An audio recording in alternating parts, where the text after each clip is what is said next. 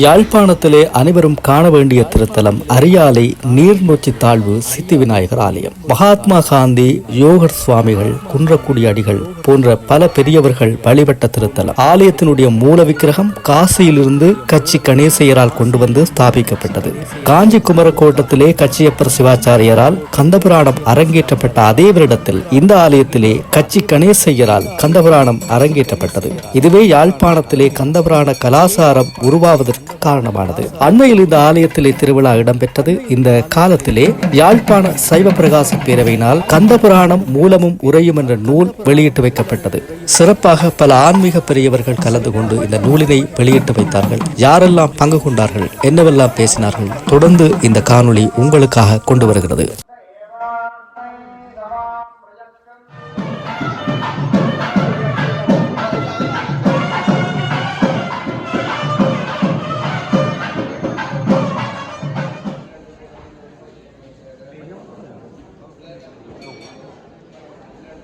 எல்லாம் வல்ல அரியாலை நீர்நொச்சி தாழ்வு ஸ்ரீ சித்தி விநாயகர் பாதார விந்தங்களை பணிந்து கொண்டு இன்றைய வெள்ளிக்கிழமை நன்னாளிலே எம்பெருமானுக்கு மகோற்சவம் நடைபெற்று கொண்டிருக்கின்ற இந்த புண்ணிய காலத்திலே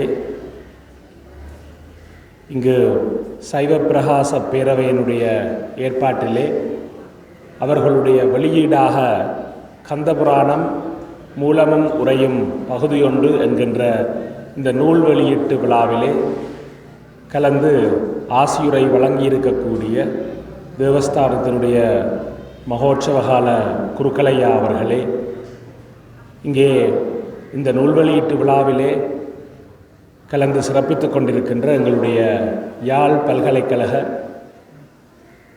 இந்து கற்கைகள் பீடத்தினுடைய சிரேஷ்ட விரிவுரையாளர் எங்களுடைய நவநீத கிருஷ்ணன் ஐயா அவர்களே, இந்த நிகழ்வினுடைய தலைவர் அவர்களே, சைவ பிரகாச பேரவையினுடைய தலைவர், செயலாளர் உள்ளிட்ட ஏற்பாட்டாளர்களே, இந்த நிகழ்விலே கலந்து விருந்தினராக கலந்து கொண்டிருக்கின்ற எங்களுடைய அன்பிற்குரிய வசந்தசேனன் ஐயா அவர்களே, ஏனைய பெரியோர்களே, இங்கே கூடியிருக்கின்ற விநாயகப் பெருமானுடைய மெய்யடியார்களே, உங்கள் அனைவருக்கும் அடியேனது பணிவான வணக்கத்தை தெரிவித்துக் கொள்கின்றேன். இந்த கந்தபுராண நூல் வெளியீட்டு விழா இங்கே நடைபெறுவது என்பது ஏற்கனவே எங்களுடைய குருக்கள் ஐயா அவர்கள் சொன்னது போல இந்த நீர்நொச்சி தாழ்வு ஸ்ரீ சித்தி விநாயகர் தேவஸ்தானம் என்பது முதலாக இந்த கந்தபுராண அரங்கேற்றத்தை ஈழத்திலே நகர்த்தி இருக்கக்கூடிய ஒரு வரலாற்று பெருமை வாய்ந்த ஆலயமாகவும், காஞ்சிபுரத்திலே கச்சியப்ப சிவாச்சாரியார் அரங்கேற்றம் செய்திருக்கக்கூடிய அதே வருடத்திலேயே இங்கேயும் அந்த நிகழ்வு நடைபெற்றது என்பது எங்களுடைய ஈழத்தவர்கள் எவ்வளவு தூரம் இந்த கந்தபுராணத்துக்கு முக்கியத்துவம் கொடுத்திருக்கிறார்கள், எங்களுடைய முன்னோர்கள் மூதாதையர்கள் எவ்வளவு போற்றி இருக்கிறார்கள். யாழ்ப்பாண கலாசாரம் என்பது கந்தபுராண கலாசாரம் என்று சொல்லப்படும் அளவுக்கு எங்களுடைய முன்னோர்கள் இவற்றையெல்லாம் போற்றி பாதுகாத்து பேணி வாழ்ந்து வந்திருக்கக்கூடிய இந்த மண்ணிலே நாங்கள் அனைவரும் வாழ்ந்து கொண்டிருப்பது நாங்கள் செய்திருக்கக்கூடிய மிக பெரும் புண்ணியமாகும், தவப்பயனாகும். அந்த விதத்திலே இந்த கந்தபுராணத்தை மூலமும் உரையும் என்ற அடிப்படையிலே இந்த நூல் வெளியீடு இன்று சைவ பிரகாச பேரவையினர் முன்னெடுத்திருப்பது பாராட்டுதற்குரியது. இப்படியான அடிப்படை நூல்கள் ஒவ்வொரு உரையாசிரியர்களும் ஒவ்வொரு விதமாக அற்புதமாக அந்த நூலுக்கான விளக்கங்களை கொடுத்திருக்கக்கூடிய சூழலிலே இப்படியான நூல்கள் வெளிவருவது, மீண்டும் மீண்டும் மீள்பதிப்பு செய்விக்கப்படுவது காலத்தினுடைய தேவையாக இருக்கிறது. எங்களுடைய இளைய தலைமுறையினர் சிறுவர்களும் இவற்றை தெரிந்து கொள்ளக்கூடிய விதத்திலே நாங்கள் இவற்றை தொடர்ந்து முன்னெடுக்க வேண்டும். அவர்களுக்கு ஏற்ற விதத்திலே, காலத்தினுடைய மாற்றத்துக்கு ஏற்ற விதத்திலே சில மாற்றங்களை கூட, அடிப்படை தத்துவங்களிலே எந்தவித மாற்றங்களையும் ஏற்படுத்தாமல், ஆனால் அவற்றை வெளிப்படுத்துகின்ற விதங்களிலே நாங்கள் சில மாற்றங்களை ஏற்படுத்தினால்தான் எங்களுடைய எதிர்கால சந்ததியினர் இவற்றையெல்லாம் தொடர்ந்து முன்னெடுக்கக்கூடிய சூழல் இருக்கிறது. அதற்கு ஏற்ப நாங்கள் அனைவரும் செயற்பட வேண்டும் என்று கேட்டுக்கொண்டு, அதேபோல எங்களுடைய நீர்நொச்சித்தாழ்வு சித்தி விநாயகர் ஆலயம் பல அற்புதமான பணிகளை முன்னெடுத்து வருகிறது. மாணவர்களுக்கான அறநெறி வகுப்புகளிலிருந்து கலை நிகழ்வுகளிலிருந்து அனைத்திலும் இங்கே இருக்கின்ற பெரியவர்கள், வயதிலே மூத்தவர்கள் மிகவும் அக்கறையோடும் முயற்சியோடும் இவற்றை முன்னெடுத்து வருவது பாராட்டுவதற்கு உரியது. வெள்ளிக்கிழமை மாலை நேரங்களிலும் ஞாயிற்றுக்கிழமை காலை நேரங்களிலும் எங்களுடைய குழந்தைகள் எல்லாம் ஆன்மீக ஆலய வழிபாடு, பன்னிசை, கூட்டு பிரார்த்தனை, யோகாசனம், தியானம், அறநெறி வகுப்புகள் போன்றவற்றிலே ஈடுபட வேண்டும். பெற்றோர்கள் பெரியவர்கள் இதிலே அக்கறை செலுத்தி அவர்களை முழுமையாக ஈடுபடுத்தினால்தான் நல்ல ஒரு சமுதாயத்தை சைவமும் தமிழும் தலைத்தோங்கி இருக்கக்கூடிய இந்த மண்ணிலே நாங்கள் உருவாக்கலாம் என்ற அன்பான ஒரு பொது வேண்டுகோளையும் இந்த சந்தர்ப்பத்திலே விடுத்து, இந்த அற்புதமான நூல் வெளியீட்டு நிகழ்விலே அடியேனையும் இங்கே ஆசியுரை வழங்குவதற்கு அழைத்தமைக்காக சைவப்பிரகாச பேரவைக்கும் தேவஸ்தானத்தினுடைய நிர்வாகத்துக்கும் நன்றிகளை தெரிவித்து விடைபெறுகின்றேன். ஓம் நம பார்வதி பதே மகாதேவா.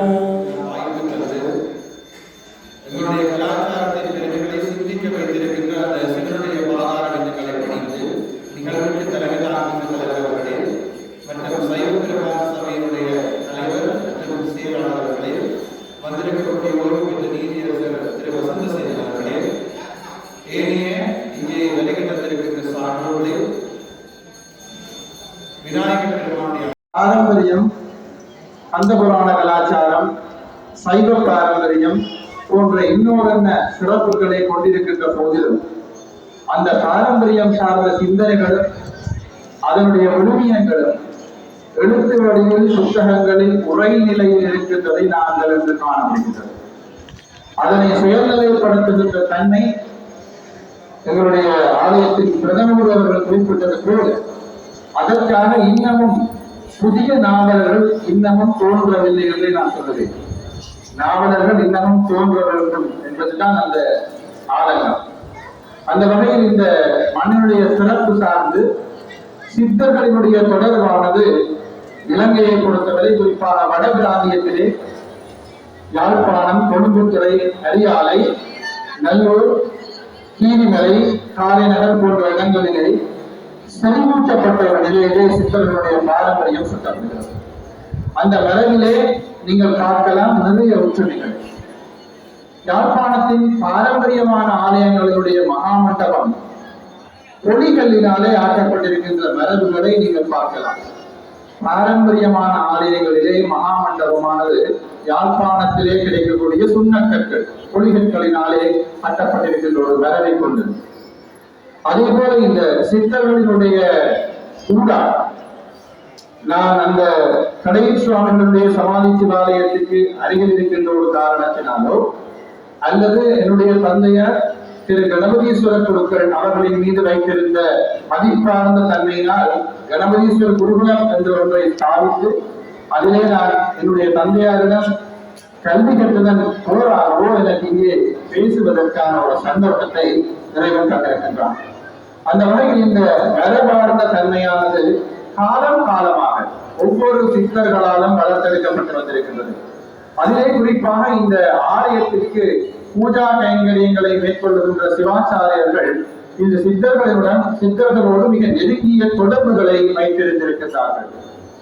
இந்த கந்தபுராணத்தினுடைய அரங்கேற்றமானது கச்சியப்ப சிவாச்சாரியனுடைய அரங்கேற்றத்தை தொடர்ந்து இரண்டாவதாக இந்த நீர்நொச்சித்தாழ்வு சித்தி விநாயகர் ஆலயத்தில் நடைபெற்றது என்ற ஒரு வரலாற்று பெருமை இந்த மண்ணுக்குரியது.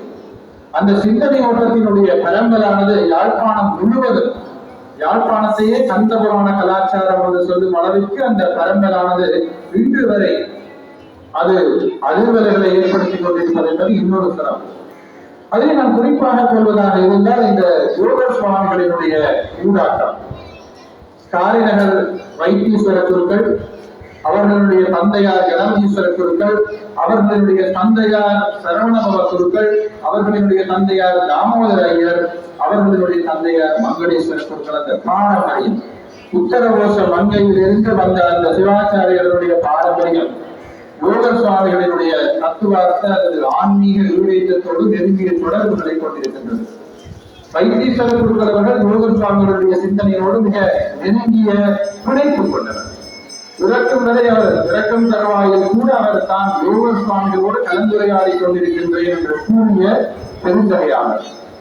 அந்த வைத்தீஸ்வர குருக்களினுடைய நூற்றாண்டு, அந்த யோகர் சுவாமிகளும் வைத்தீஸ்வர குருக்களும் சந்தித்துக் கொண்ட அந்த நூற்றாண்டு என்பது எங்கள் சிந்தனைகளிலே அவர்கள் இருவரையும் மீண்டும் சிந்தித்து அவர்களின் வழியிலே எங்கள் சமயத்தை வளர்த்தெடுப்பதற்காக இன்னமும் கொஞ்சம் ஆழமாக சொல்வதாக இருந்தால் யாழ்ப்பாணத்தில் சைவ பாரம்பரியத்தை மீட்டெடுப்பதற்கான ஒரு ஆயத்தமணியாக நான் இந்த நிகழ்வினை கருதுகிறேன்.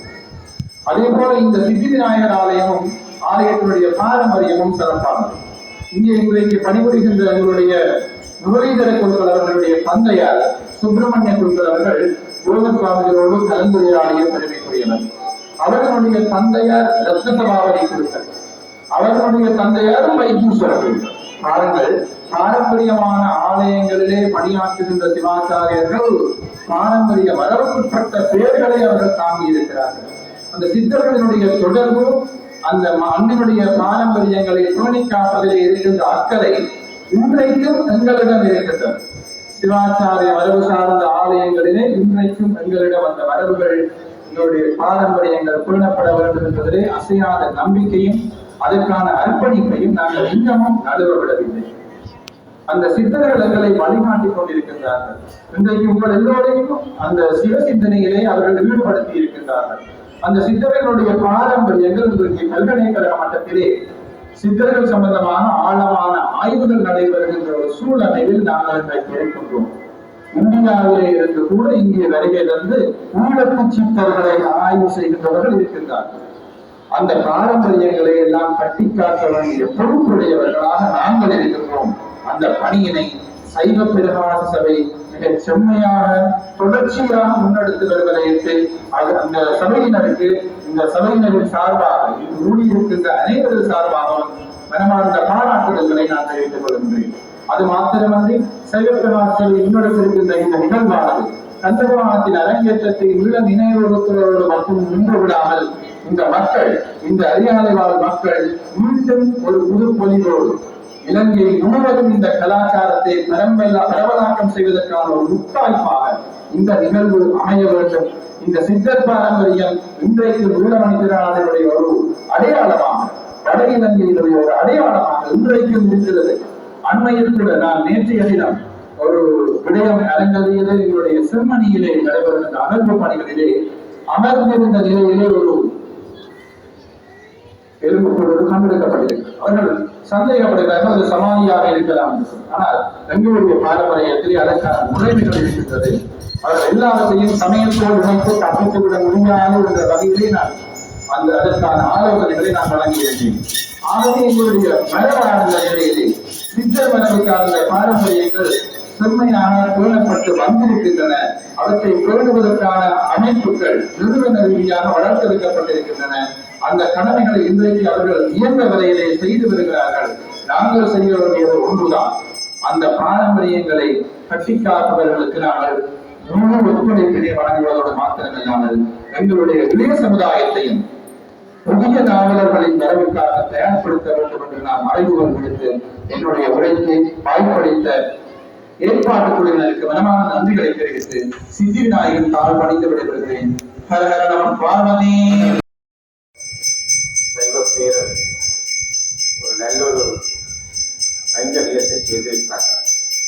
அது கந்த புராண நூலை மக்கள் மத்தியிலே மீண்டும் புதுப்பொழிவுடன் வெளியிட்டிருக்கிறார்கள்.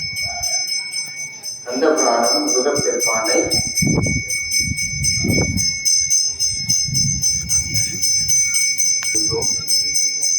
குறைகளை ஆண்டவனுக்கு சொல்லி ஆண்டவனிலிருந்து நாம் குறைகளை திருத்தி செய்வது.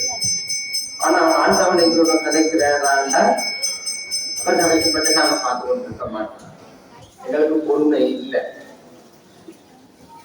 உதாரணத்துக்கு சொல்ல போனால் எங்களுடைய ஜனாதிபதி வந்தால் அவரை பார்த்து எங்களுக்கு எல்லாருக்கும் ஆசையா இருக்கு. அவர்கிட்ட போகணும், கிட்ட போகணும், கிட்ட போய் போறதுக்கு ஒரு தகுதி வேணும். அவர் எல்லாரையும் காண மாட்டேன். எலெக்ஷன் டைம் ஓட்டு காமிச்சு போவேன். எலெக்ஷன் முடிச்சவர் வந்துட்டால் யாருமே திருப்பி உங்கள்கிட்ட வர மாட்டினம். அங்கே போனாலும் சரியான கஷ்டத்தின் மத்தியில 1 நிமிஷம் 2 நிமிஷம் தான் கரெக்ட். அப்ப இல்லாத இந்த உலகையே ஆட்டி படைக்க இந்த விரவணத்தை பெற்றோம். அவங்க உடனே போய் இருக்கிறீரா போங்க, 2 விளக்கம் கும்பிட்டு பிடிச்சிட்டு கும்பிட்டு போனா போதுமா? உங்களுடைய சமயம், உங்களுடைய வழிபாட்டு முறைகள்ல சில மாற்றங்கள் வேண்டும். எங்களுக்கு இறைவன் தேவையில்லை, ஆனா இறைவன் தார அக்கறையும் எனக்கு வேண்டும். இதுக்கு ஒரு சின்ன ஒரு கதையை சொல்லி என்னோட உரையை மட்டும் முடிக்க வைக்க. ஒரு நாட்டுல ஒரு மன்னன் இருந்தார். அவர் தன்னுடைய பிறந்த நாள் அன்று எல்லாரையும் கூப்பிடுறார். அந்த நாட்டில் இருக்கிற அத்தனை பேர் போகலாம். போனா அவ்வளவு பேருக்கும் அவர் என்னென்ன பேசுறாரோ அவ்வளவு கொடுத்தார். போட்டுக்கிற சீட்டை கேட்டால் கரெக்ட் கொடுத்துருவேன். மோதிரம் கேட்டா இந்த மோதிரத்தை கொண்டு வந்து கொடுக்குறேன். அந்த மட்டும்தான் கொடுத்தேன். இப்ப நேரம் வந்து என்னென்ன வேணுமோ எல்லாம் பேப்பர் எல்லாம் கொடுத்துட்டு இருந்தா பார்த்தாலும் ஒரு மரத்துக்கு ஒரு வயசுக்கு நிற்கிறேன். மன்னன்னா மன்னனு கொஞ்சம் ஆணவம் இருக்குன்னா அவனுக்காரம் பெருமை இருக்கு. இப்ப பார்த்துட்டு தண்டை மத்தியை கொடுத்துட்டு அதில் ஒருத்தர் பார்த்து கொண்டு இருக்கிறார். அப்படின்னு வந்து வேண்டிய போகுமா போய் அவரை கூட்டிக்குவான். அவரை கூட்டிட்டு வாங்க. அந்த ஒன்று அவர் மன்னன் கூட்டுறாருன்றோட பயனாயிருக்கு. என்ன செய்ய போறாரு, அடிக்க போறாரு, நானே போவோம்னு என்றாலும் ஒரு மனதில் ஒரு துணிவை ஏற்படுத்தி மன்னனே நம்ம நினைத்து கொள்வோம். நான் வர தாமதிச்சிட்டேன், நீங்க கொடுத்த முடிச்சிட்டீரோ தெரியல, அதான் பார்த்து கொண்டிருந்தா சரிவா உனக்கு என்ன வேணும்? அப்ப அந்த வயது மன்னனை கேட்கிறாரு, அண்ணா நீங்க என்ன தந்தாலும் நான் ஏற்க தயார். ஆனா உங்கள்கிட்ட சில கேள்விகள் கேட்க சந்தேகம் கேட்க போகிறேன். அதுக்கு நீங்கள் மறுமொழி சொல்லிக்கிறீங்களா? இப்ப மன்னனுக்கு பெரிய ஆச்சரியம். இவ்வளவு நாளும் இந்த நாட்டில் ஒருத்தன் வந்து என்னட்டு ஒரு கேள்வி 2 வந்து கேள்வி கேட்கிறானே, அது வார்த்தைக்குண்டான கேட்கிறானே, சரி பரவாயில்ல கேட்கிறான். மன்னா நீங்க இவ்வளவு நேரம் கொடுத்த சொத்துக்கள் யாரு? இவ்வளவு யாருக்கு சொன்னாங்க? சொல்றேன் இதெல்லாம் கொடுத்ததெல்லாம் மிச்சம் இருக்கு. இது யார்?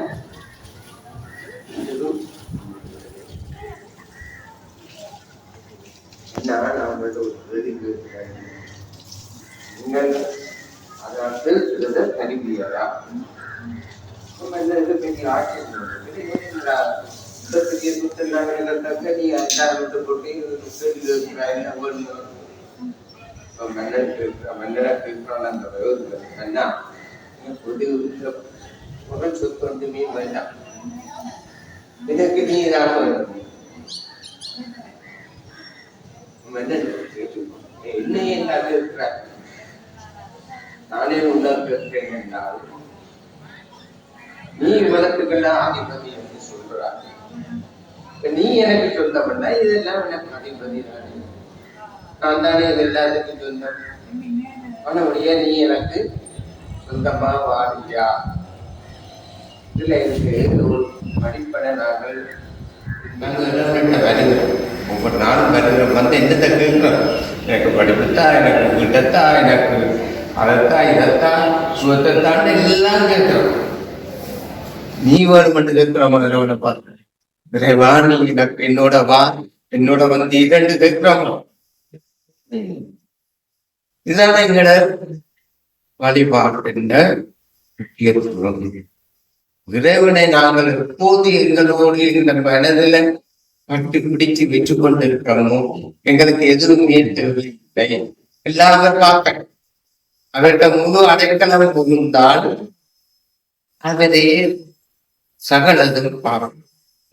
நாங்கள் என்ன செய்யறோம்? அதெல்லாம் வேண்டாம். எனக்கு நீ வேண்டாம், நீ வாழ்ந்தாலும் சொல்லி கூட நீ வராத, நீயும் போய் விட்டுவோம், நீ விட்ட வந்தா கிடைச்சது. ஆனா எனக்கு படிக்க வேணும், எனக்கு இந்த மகன் வரணும், இந்த மகன் இன்ஜினியர் வரணும், வெளிநாட்டுக்கு போகணும். அதெல்லாம் தான் தராட்டி என்ன செய்யணும்? உன்னோட போவோம். நீ என்ன பார்க்கிறீங்களோட கதைக்கு இல்லை. பிரபஞ்ச அருளை பெறுவதற்கு முதல் நாங்கள் எங்களை கொள்ள வேண்டும். அங்க எங்களோட மனதை முதல் சுத்தப்படுத்திக் கொள்ள வேண்டும். இந்த மனதில் எத்தனோ விதமான அழுப்புகளை விட்டுக் கொண்டிருக்கிறோம். இந்த அழுப்புகள் எல்லாத்தையும் நீக்கவும், நீக்கி எங்களோட மனதை இறைவனிட்டு ஒப்படைக்க. எப்ப நாங்கள் அதை செய்யணுமோ இறைவன் எங்களை ஆட்கொண்டுவார். அது அந்த முன்னைய காலத்தில் என்கிற நாயன்மாருடைய வரலாறு அவருடைய சரித்திரத்திலே சொல்லப்பட்டிருக்கின்றது. நாங்கள் எல்லாவற்றையும் காதால கேட்டுட்டு நடைமுறைக்கு எதையுமே சாத்தியப்படுத்துவதில்லை. முருகப்பெருமான போய் படிக்கிறார், என்ன என்ன வேணும் என்று படிக்கிறார். உண்மையுடன் எனது திருமலரடி நினைக்கின்ற முத்தமர்தம் உறவு வேண்டும். அங்க போய் படிக்கிறோம். யாராவது போய் முருகப்பெருமாண்ட போய் ஒருமுறையுடன் எனது திருமலரடி நினைக்கின்ற முத்தமர்தம் உறவு வேண்டும் இருக்கிறோமா? உள்ளொன்று வைத்து புறமொன்று பேசுவார் உறவு களவாமை வேண்டும். நாங்கள் எல்லாம் உள்ள கொண்டு வச்சு வெளியில பேசுவோம். உறவை கண்ட உடனே போனது பிறகு பற்றி தெரியுமா? உறங்குவோம். இப்ப முருகப்பெருமாட்டத்தில் இருக்கிற உள்ளொன்று வைத்து புறம் ஒன்று பேசுவா உறவு களவாமை வேண்டும்.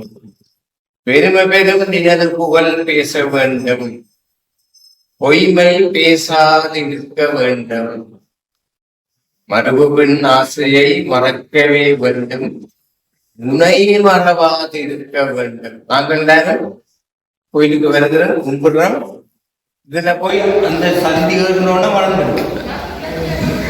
அதெல்லாம் போய் அது கேட்கிற உனை மறவாதிருக்க வேண்டும், மதி வேண்டும். மதி என்ன? எது சரி எது பிள்ளை என்பதை தீர்மானிக்கக்கூடிய சக்தி எனக்கு தான். மதி வேண்டும். உன் கருணையினும் நிதி வேண்டும். இந்த உலகத்து சொத்து கொண்டு எனக்கு வேண்டாம், உன் கருணையினும் நிதி வேண்டும். நோயற்ற வாழ்வில் நான் வாழ வேண்டும். இந்த உடம்புல நோயொன்றும் வரக்கூடாது. இப்பதான் உனக்கு வெள்ளம் உனக்கு தரிசிக்கலாம். நோயற்ற வாழ்வில் நான் வாழ வேண்டும் சொல்லி முருகப்பெருமான் இன்றைக்கு நேற்று எத்தனையோ வருஷத்துக்கு முன்பு ஒரு அடியார் முருகப்பெருமான் வேண்டி, அப்படிப்பட்டவர்களுக்கு முருகப்பெருமான் நிச்சயமாக தரிசனம் கொடுப்பார். அப்படியே கையை கூப்பிட்டு வா, உனக்கு என்ன வேண்டும் சொல்லி அப்படியே கொடுப்பேன். ஆனா நாங்க என்ன செய்யறோம்? நாங்க அந்த இலக்கியங்களை தயார்படுத்த, நாங்கள் அந்த இலக்கியம் தயார்படுத்தினால்தான் நிறைய இருக்கும். இல்ல என்ன பிரயோசனம்? இதயங்களை பெற வேண்டும். அதற்கும் வழிவகைகளை நாங்கள் உருவாக்கிக் கொள்ள வேண்டும். அதற்காக எங்களை நாங்கள் சில சாதனைகளை செய்ய வேண்டும். இறைவனுக்கு இருக்கிறான், இறைவன் எல்லா இடமும் இருக்கிறான். இறைவன் தனியோ கோயிலுக்குள்ளேயோ வீட்டுக்குள்ளேயோ இல்லை, எல்லா இடமும் இருக்கிறார். அவர் எல்லாம் பாச கொண்டு இருக்கிறார். ஆனா இந்த இடம் எங்களுக்கு இருக்கா? இருந்தால் இந்த உலகத்துல இவ்வளவு அட்டம் நடக்குமா? அநியாயத்தில் நடக்குமா? இல்லையே. இறைவனை நாங்கள் ஒரு சின்ன ஒரு வட்டத்துக்குள்ள வச்சு கொண்டுதான் நாங்கள் தான் தெரியார்கள். எங்களுக்கு எப்ப துன்பங்கள் கஷ்டங்கள் வரும்போது அப்பதான் நாங்கள் வருகிறோம். நாங்கள் சந்தோஷமா இருக்கிறவன் எனக்கு யோசிக்க மாட்டோம். இதுதான் எங்களுடைய நிலை. இந்த நிலை மாற வேண்டுமா இருந்தால் சின்ன வயதிலிருந்தே அவர்களுக்கு சமை இறை வழிபாட்டை பற்றி விளக்கமாக கூறி அவர்களை அந்த வழியிலே நாம் விசுவசிப்போமா இருந்தால் இந்த உலகம் முழுவதுமே ஒரு நல்ல ஒரு புதுமையாக, சந்தோஷம் மிக்க, சாந்தம் மிக்க ஒரு புதுமையாக மலரும் என்று கூறி உங்கள் அனைவரும் சில நேரம் கேட்டுக்கொண்டு உங்களிடம் மன்னிப்பு கேட்டுக்கொண்டு நான் வணக்கம்.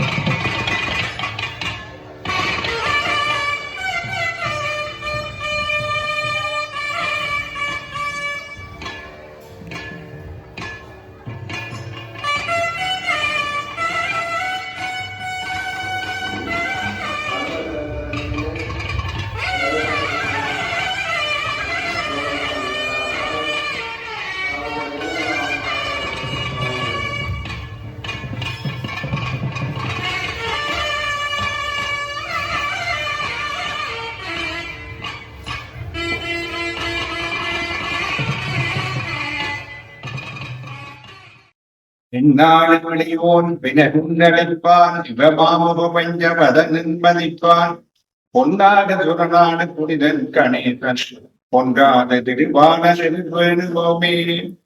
எல்லாம் வல்ல அரியாலை நொச்சேந்தாள் சித்திவிநாய பெருமானை மனதிருத்தி இந்த நேர்வழியில் உரையாற்றுவதற்கான சந்தர்ப்பங்களுக்கு முதற்கண் விநாயகர் பெருமான் திருவருக்கு நன்றியை கூறி அவருடைய அனுக்கிரகத்தினாலே இந்த உரையை நேர்ந்துகின்றேன். சைவத்துக்காக பேருந்து உருவாக்கப்பட்டது இன்னத்துக்காக என்றால் யாழ்ப்பாணத்திலே நிலைமை சீரடைந்து போகிறது. இதற்கு என்ன வழி செய்ய வேண்டும் என்றுதான் அதனுடைய தலைவராக இருக்கின்ற ஆனந்த குமாரசாமி அவர்கள் கேட்டுக்கொண்டதற்கிணங்கத்தான் இந்த சபை பிரகாச பிரிவு உருவாக்கப்பட்டது. அந்த தலைவராக இருக்கின்ற ஆனந்த குமாரசாமி ஐயா அவர்கள் சிறந்த சிந்தனையாளர், சிந்தனை செயற்படுத்தக்கூடிய ஒருவர். அவர்தான் இதனை உருவாக்கி இன்று இந்த கந்தபுராணத்தை மீண்டும் வெளியிடுவோம். இன்னத்துக்காக வெளியிடுவோம். கந்தபுராண கலாச்சாரம் யாழ்ப்பாணத்திலே இருந்தது என்று நீங்கள் அறிவீர்கள்.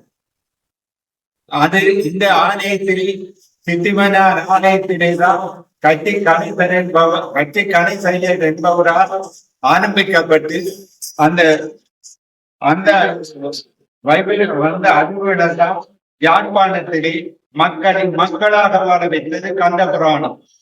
அதனால் தான் கந்தபுராண கலாச்சாரம் வந்து யாழ்ப்பாணத்து மக்களை சொல்லுகிறார்கள்.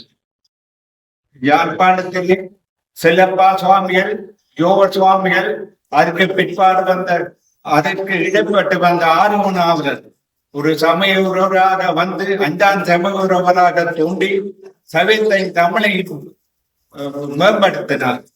நல்லூர் கந்தசாமி ஆலயத்திலே ஆறுமுனாவர் கந்தபுராணம் பாட அவருடைய மருமகன் பொன்னம்பலம் பிள்ளை அவர்கள் பயன் சொல்ல கேட்பதற்காக நெல்லு போட்டால் நெல்லு வாரவாறு அடியார்கள் கூடியிருப்பார்களாம். அப்படி பெருமை வாய்ந்த இடம்தான் இந்த யாழ்ப்பாணம். இந்த ஆலயத்திலே 3 வருடத்துக்கு முன்னர் நவநீத சர்மாயர் அவர்கள் கூறியது கூட இந்த ஆலயத்திலே ஈழத்துச்சம்பர தேவதான பிரதம குருவாக இருந்த சர்வண குருக்கள் மகோத்து குருவாக இங்கு வந்திருந்தார். அவர் 1925ஆம் ஆண்டு கொடியேற்றப்பட்ட பொழுது கொடியேற்றம் நடந்த பின்னர் விநாயகர் பெருமான் எழுந்தருளிருக்கின்ற வேளையிலே ஒரு அன்பர் ஒருவர் யோகசாமி வருகையை தெரியப்படுத்த அவர் அங்கு வந்து அவருக்கு வெய்யூதி கொடுத்ததை வரலாறு கூறுகின்றது. அதனை நினைவுபடுத்தும் யாழ்ப்பாணத்திலே கந்தபுராண கலாச்சாரம் மீண்டும் நிலவர வேண்டும் என்பதற்காக இந்த கந்தபுராண புத்தகத்தை இந்த ஆலயத்திலே இந்த நூற்றாண்டு நினைவாக வெளியிடுகிறோம். இந்த வகையிலே யாழ்ப்பாணத்திலே மீண்டும் இந்த கந்தபுராண கலாச்சாரம் மிளர வேண்டும், அது வளர்ந்து வர வேண்டும் என்ற நோக்குடன் தான் இந்த ஆலயத்திலே இந்த சந்தர்ப்பத்திலே நூற்றாண்டு நினைவாக வெளியிட்டு வைக்கின்றோம். இந்த இந்த